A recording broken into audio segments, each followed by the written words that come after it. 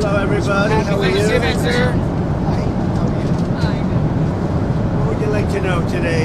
Could you start off by telling us the latest one with Russia and Ukraine? Are you expecting Zelensky to come visit you? We're having good, I don't know, he would like to come, but I think we should get a deal done first. We're having good talks.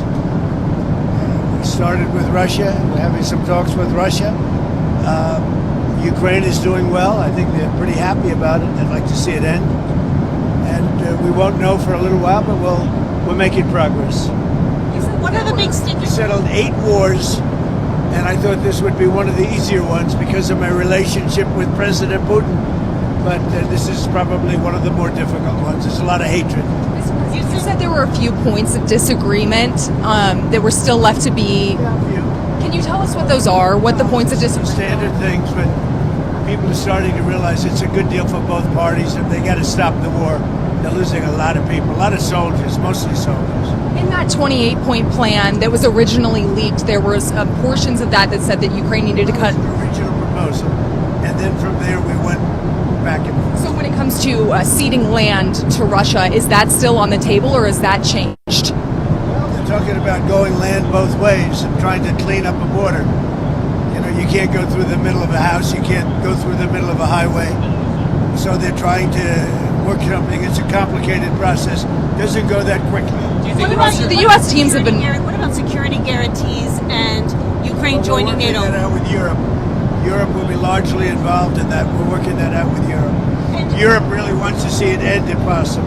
There were a lot of Republicans who felt that the first plan, the first 28-point plan, was too favorable to Russia. Have you changed that? That was just a map. All that was is a map. That was not a plan. It was a concept.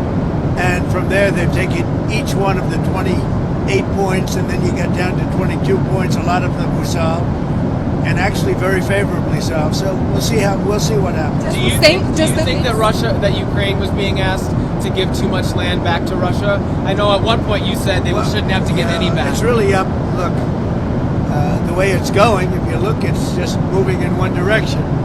So eventually, that's land that over the next couple of months might be gotten by Russia anyway. So do you want to fight and lose another 50, 60,000 people? Or do you want to do something now? In some cases, the land is going in the other direction. So they're negotiating. They're trying to get it done. You want to have a border. You can't have a border that goes through a highway or a border that goes through the middle of a town. So that doesn't work. So it's a long, complicated process. And very sad because so many people are being killed. What's the next step? They're going to keep talking. They're talking to Russia now. Steve Witkoff is going over, maybe with Jared. I'm not sure about Jared going, but he's involved in the process. Smart guy, and they're going to be meeting with President Putin, I believe, next week in Moscow. Next week in Moscow? I think so. What kinds of concessions are the Russians going to have to make? Well, they're making concessions. Their big concession is they stop fighting and they don't take any more land. Again, it's a war that would have never happened if I was president. This was not anything that was going to happen. This happened because of stupidity. It's too bad. So if Witkoff is going to Russia next week, does that mean that Thanksgiving deadline doesn't stand anymore for Ukraine to agree to this deal? See what happens. They set up a date, and the date is going to be sometime in the very near future. Do you have a new deadline for a deal to be reached? I have a deadline. You know what the deadline for me is? When it's over. And I think everybody's tired of fighting at this moment. They're losing too many people. Have you heard this audio that Bloomberg has of Witkoff coaching the Russians on how to appeal to you and get on your good side? No, but that's a standard thing, because he's got to sell this to Ukraine. He's got to sell Ukraine to Russia. That's what a deal maker does. You got to say, look, they want this. You've got to convince them with this. That's a very standard form of negotiation. I haven't heard it, but I heard it was standard negotiation. And I would imagine he's saying the same thing to Ukraine, because each party has to give and take. So you're not worried that he's too pro-Russian? I think, look, this war could go on for years, and Russia's got a lot more people, got a lot more soldiers, So I think if Ukraine can make a deal, it's a good thing. I think it's great for both. Frankly, I think it's great for both. But Ukraine's got it's a much smaller group of people.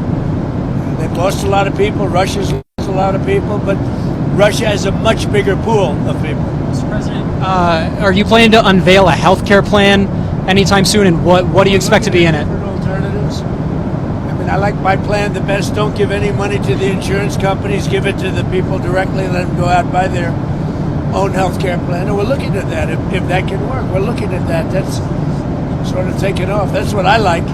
Don't give the money to the insurance companies. They go out and buy their own plan. You give the money to the people. I like it the best. Are you planning to extend those subsidies, those affordable care subsidies? Have you talked? Somebody said I want to extend them for 2 years. I don't want to extend them for 2 years. I'd rather not extend them at all. Will you do it if This- you have to? Some kind of an extension may be necessary to get something else done, because the Unaffordable Care Act has been a disaster. It's a disaster. And I said it was when it first got put in. Unfortunately, we lost a couple of Republican votes, and the Democrats voted for it. It's a Democrat plan. And the premiums are going up, and it's the Democrats' fault. But, they are negotiating with me. It's very interesting. They want to see something happen. Who are you talking to on I the can't tell Democratic you who, side? but we have a lot of Democrats want this plan to happen.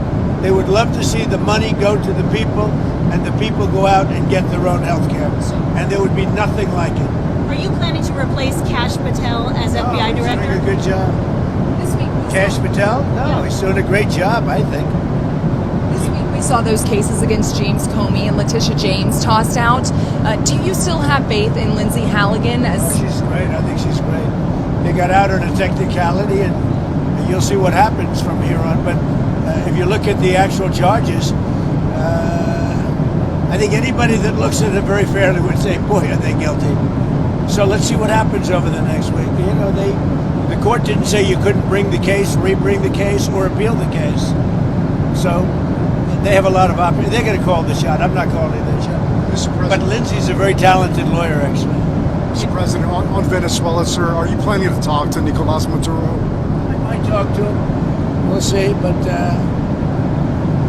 we're discussing that with the different staffs. But we might talk on Venezuela. If the U.S. this week did, of course, name him the leader of a foreign terrorist organization. So why do you want to talk to him? Say it again. Maduro, the U.S. Yeah. designated him the leader of this foreign terrorist organization. Why do you want to talk to him if he's the leader? If we can save lives, if we can do things the easy way, that's fine. And if we have to do it the hard way, that's fine too.